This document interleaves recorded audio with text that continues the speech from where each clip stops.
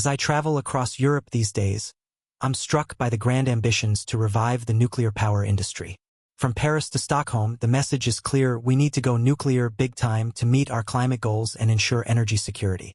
France alone is planning over a dozen new reactors.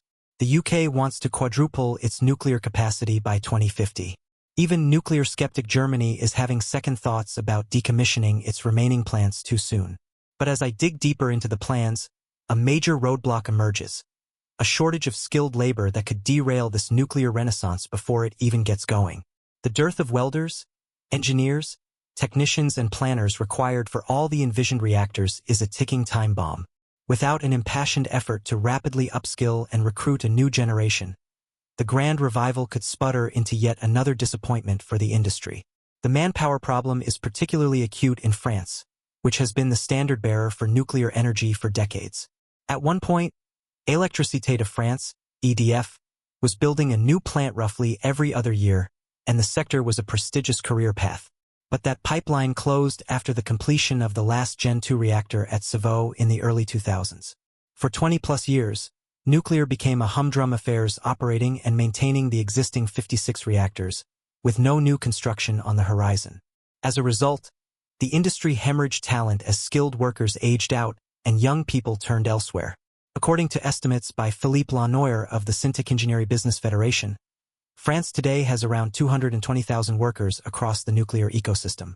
But a quarter of those positions may go unfilled as current employees retire over the next decade. Facing that daunting workforce gap, the scramble is on to recruit and train tens of thousands of replacements. And not just any workers. The nuclear field requires highly specialized skills, with rigorous quality control standards and safety protocols given the stakes involved. It takes years to develop top-flight nuclear welders, engineers, project managers, and more. A one retired French nuclear executive told me, vous ne pouvez pas simplement ramasser ces gens dans la rue. You can't just pick these people up off the street. I traveled to the small town of Roussillon in the Rhône Valley to see the French industry's recruiting efforts firsthand. At the Lycée Polyvalent de l'État, a vocational high school, representatives from EDF and its subcontractors gathered in a classroom to pitch internships and job opportunities to teens studying industrial maintenance. Every company is hiring, notably in the nuclear industry, even more so now with the new reactor projects. A recruiter named Morgan Robin told the students earnestly, "We're counting on you and your teachers to raise your skills." It's a smart approach to getting them while they're young. But it's just one facet of a broader campaign by Syntec and others to aggressively promote nuclear careers, from launching social media outreach to teenagers and funding additional vocational training programs. Across the channel, the UK is facing similarly daunting workforce demands as it undertakes a renaissance of nuclear skills to meet its nuclear goals. According to government estimates, the island nation will need a jaw-dropping 123,000 new nuclear workers this decade alone. From welders to safety inspectors to project managers, Britain will have to educate and train an entire army.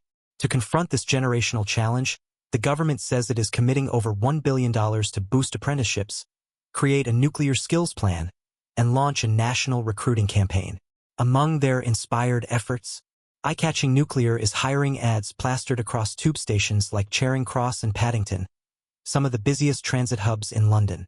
"We are delivering the biggest expansion to nuclear power in 70 years and need a homegrown pool of talent that will fuel our nuclear ambitions," said Amanda Soloway, the UK Minister for Energy Consumers and Affordability. The Destination Nuclear campaign is a modern, savvy outreach effort clearly designed with millennials and Zoomers in mind. The website showcases relatable case studies of people in their 20s and 30s who pivoted into nuclear from entirely different fields, like hospitality and healthcare. The messaging, "A nuclear career is easier than you think," and can take unexpected paths. At the same time, the UK is hosting intensive skills boot camps to rapidly upskill mid-career professionals into nuclear roles like health physics monitoring and project controls.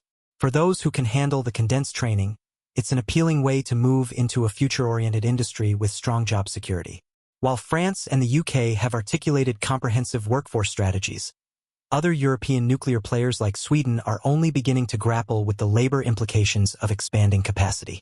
The Scandinavian nation, which currently operates 6 reactors, says it will need at least 10 more by 2045 to meet the projected demand for emissions-free electricity.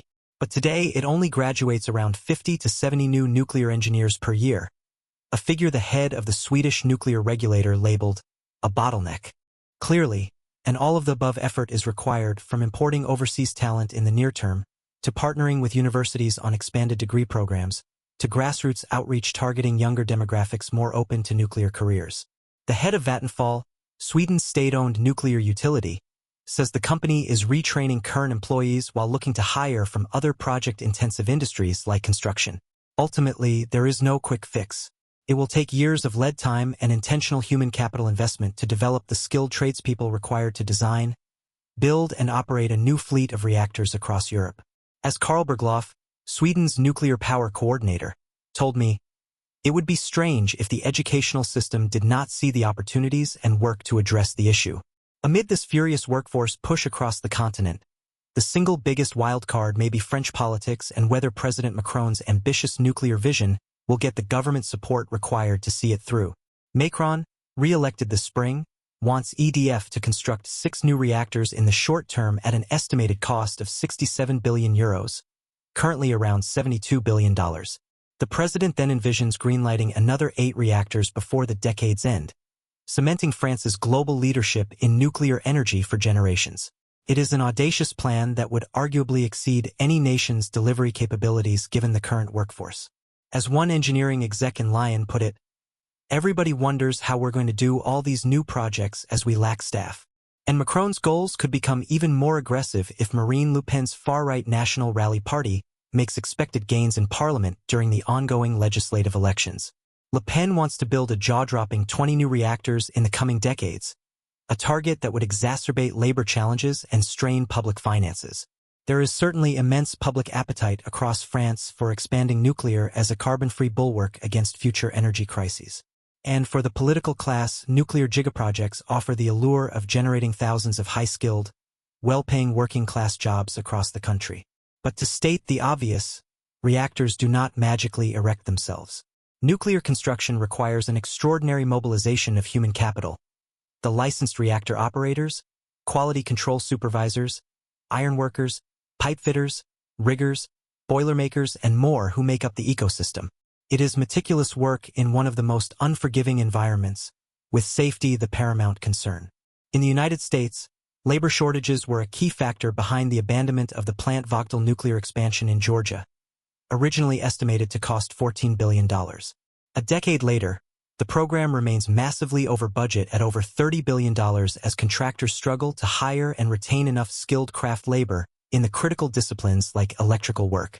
If Europe hopes to avoid similar fiascos moving forward, it must bring the urgency, rigor, and societal commitment that the Manhattan Project scientists mustered to solve the nuclear riddle.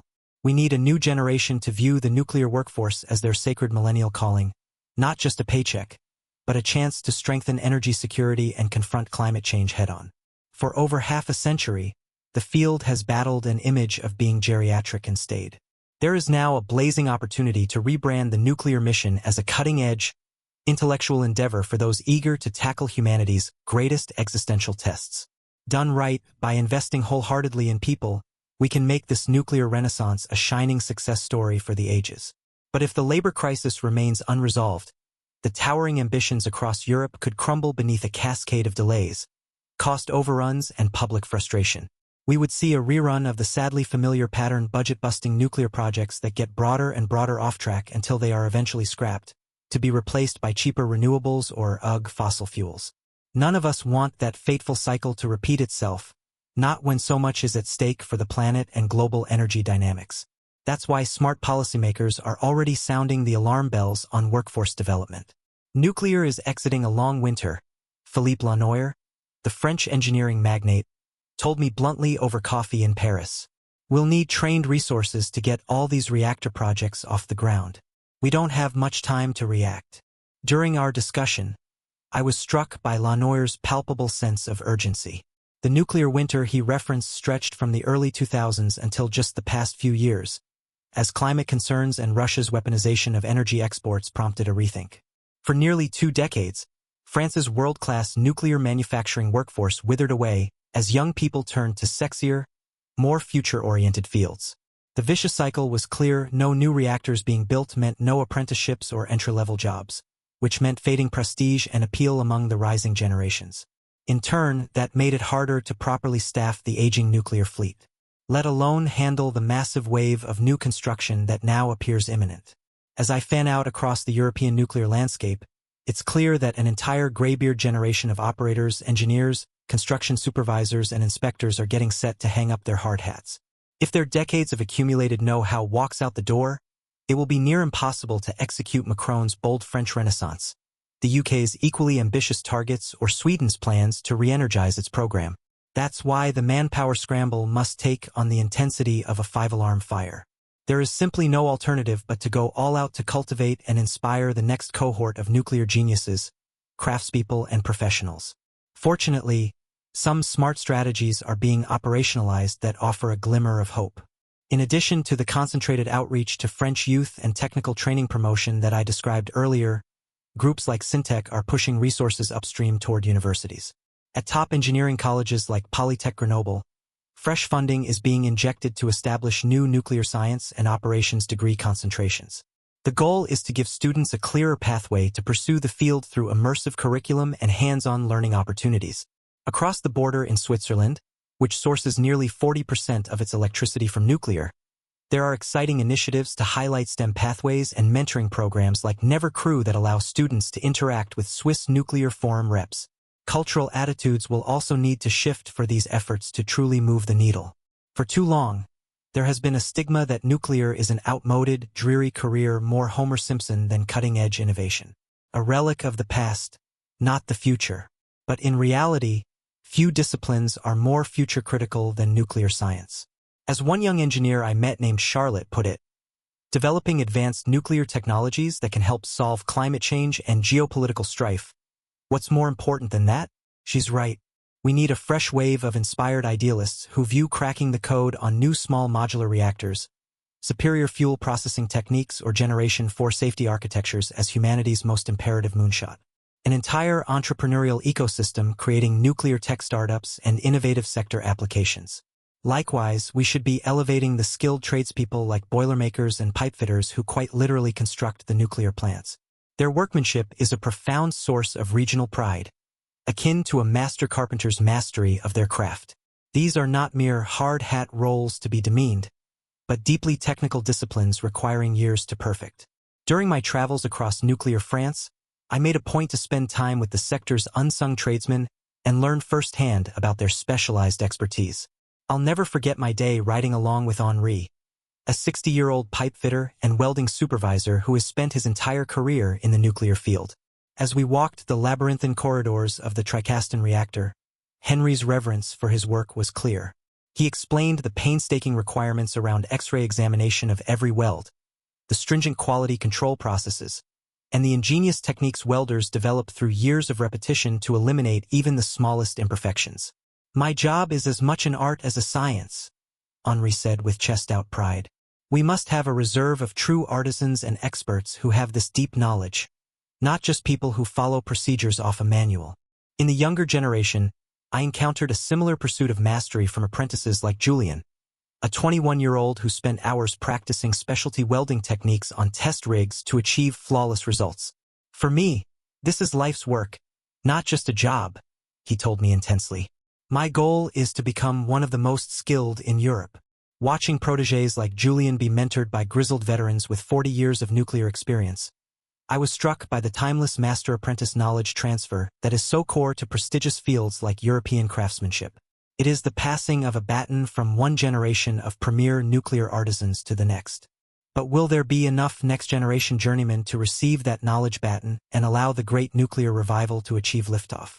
That is the multi-billion-dollar question looming over Europe's energy transition. The difficulties are self-evident: attracting digitally savvy Gen Z students into years of rigorous vocational study, while competing against sexier STEM fields like AI, cybersecurity, and computer science, offering wages competitive enough to lure young workers as a global nuclear hiring frenzy intensifies. No easy task. At the same time, not everyone needs to pursue a traditional 4-year university engineering degree to power the nuclear workforce renaissance. In fact, many of the most vital roles, reactor operations, radiation protection, quality control, are better suited to an applied apprenticeship approach combining classroom theory with intensive on-the-job training. This is the proven model embraced by France's Instituts de Métiers d'Excellence, IMDE, which could serve as the template for a new wave of European nuclear technical academies. At campuses across the country, IMDE takes teenagers from underserved communities and molds them into elite-level nuclear technicians through a rigorous, years-long curriculum blending academic instruction, simulations, and residencies at EDF plants. The results are astonishing, with graduation rates exceeding 90% and nearly every IMD alumni seamlessly transitioning into a nuclear career as a highly coveted hire. The Institute's directors told me their singular focus is producing a homegrown supply of top-flight operators, inspectors, safety specialists, and more who will be able to hit the ground running amid the coming construction tsunami. That forward-thinking approach, expanding vocational fast tracks for prime nuclear roles while inspiring pupils at a young age about the wonders of the atom, is a blueprint others should undoubtedly follow. Countries like the UK have already committed funding for nuclear skills boot camps and to stand up a world-class nuclear apprentice program. But will it be enough? Even with maximum effort, there could still be a gaping shortfall as decommissioning schedules for aging plants accelerate and new build timelines get supercharged across the continent. Some sober analysts I spoke with believe Europe may ultimately have no choice but to import thousands of nuclear workers in the near and medium term while domestic human capital pipelines rebuild over many years. They envision recruiting experienced hands from the United States, Canada, South Korea, Russia, post-Ukraine, and other nuclear nations to keep the reactor renaissance on track.